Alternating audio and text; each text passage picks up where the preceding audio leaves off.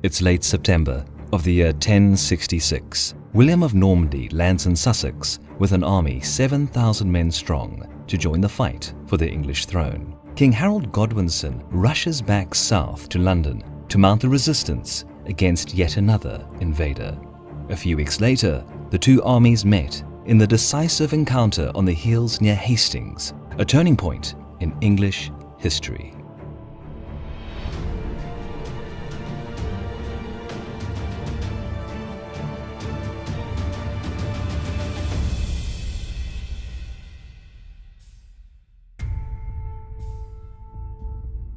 Northwestern Asia Minor, the hot summer of the year 1035.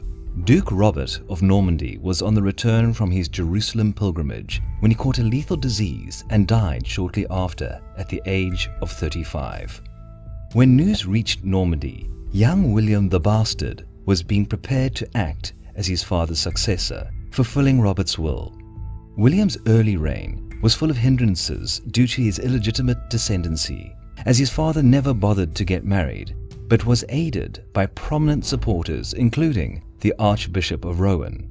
He reached adulthood and started independent rule.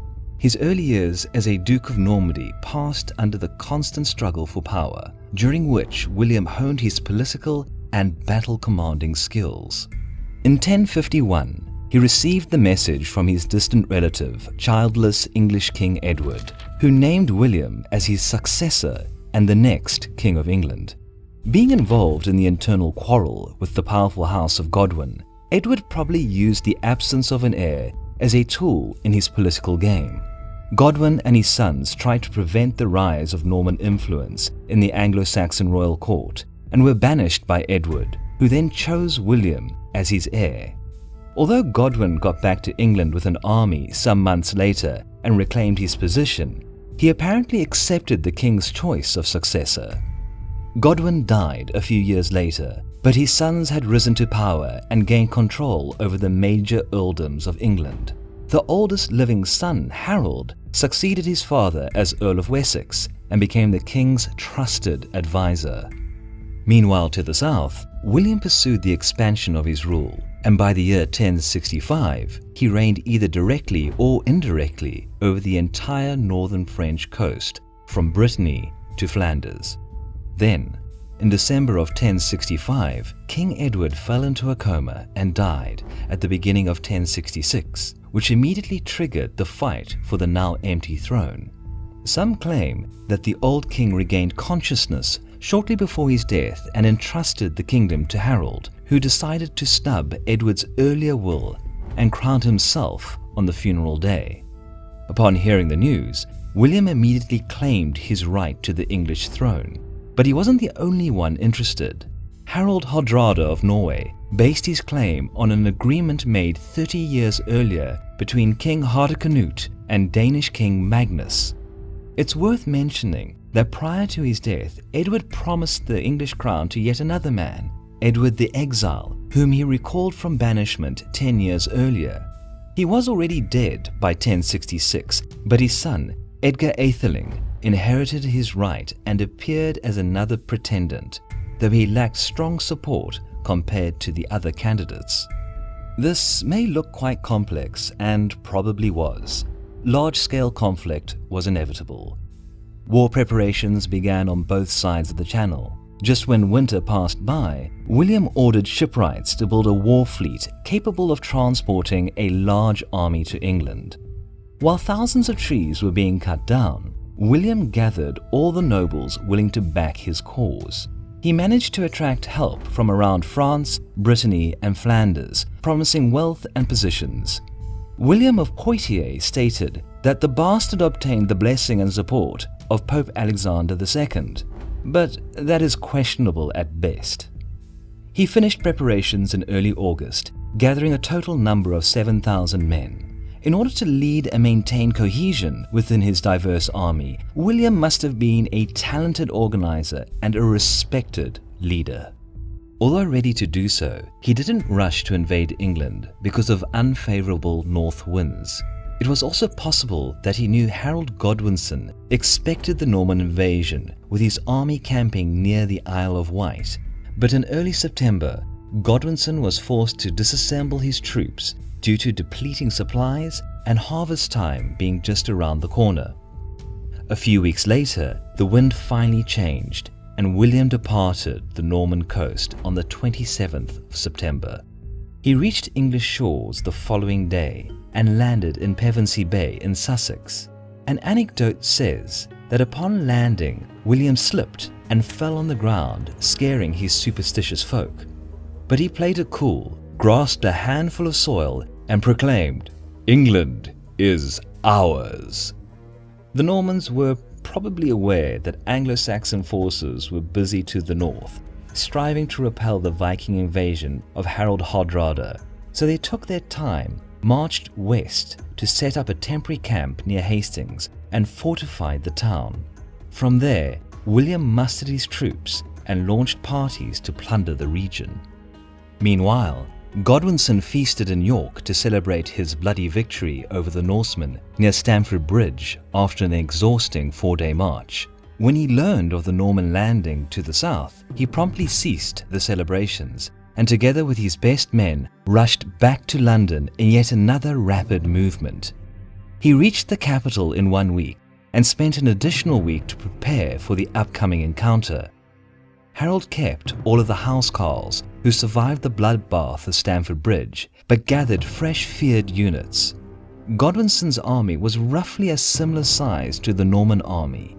He could have probably waited a few more days to allow more soldiers to join, but Harold's confidence after the last battle and eagerness to relieve the people harmed by the Normans pushed him to set off as soon as his force was ready.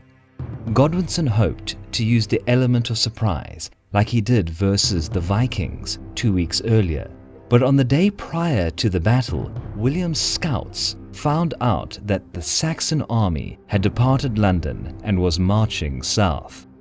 Upon learning that William had set out for Hastings, Harold started to seek out a suitable place to deploy his units, and finally decided to hold a defensive position on top of the hill 10 kilometers northwest of the town, in between forested and marshy terrain.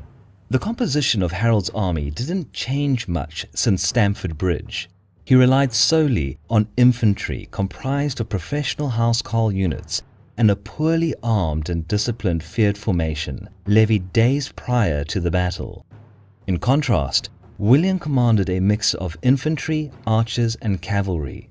His army deployed into 3 divisions, roughly corresponding to the origin of the troops.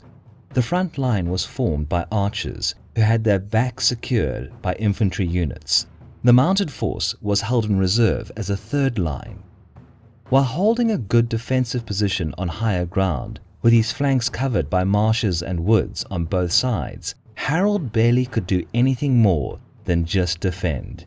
His housecarl ranks were thinned out after the last battle and were unable to play a more active role.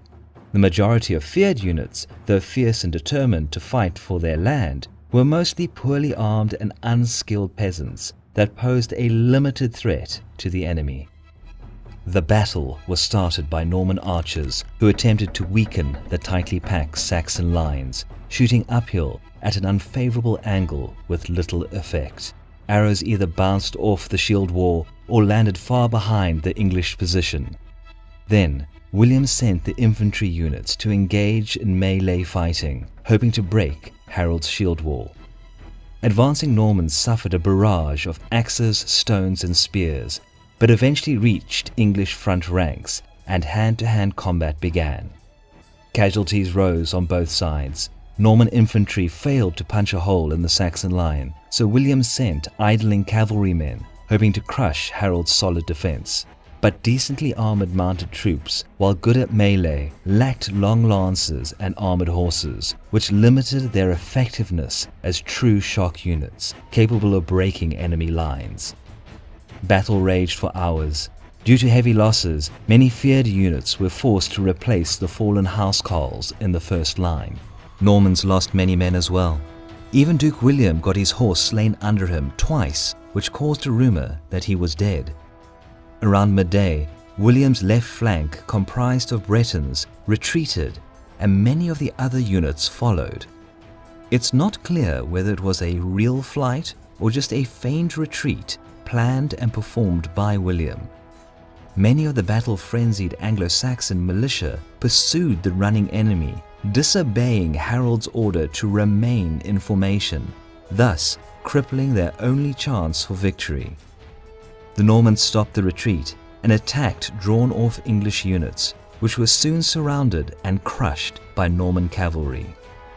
Harold's remaining troops fought bravely for the rest of the day, struggling to withstand William's now dominant forces at the cost of very heavy losses. When the sun was about to set over the horizon, Harold's brothers Gareth and Leofwin were slain. Shortly after, the last Anglo-Saxon king of England was struck in the eye by an arrow, which triggered a final massive rout of the then leaderless Saxon forces. William won the battle and had the road to London wide open, where he ascended to the English throne 2 months later. The Battle of Hastings marked the beginning of the Norman conquest, which took several years and heavily influenced both English and European history.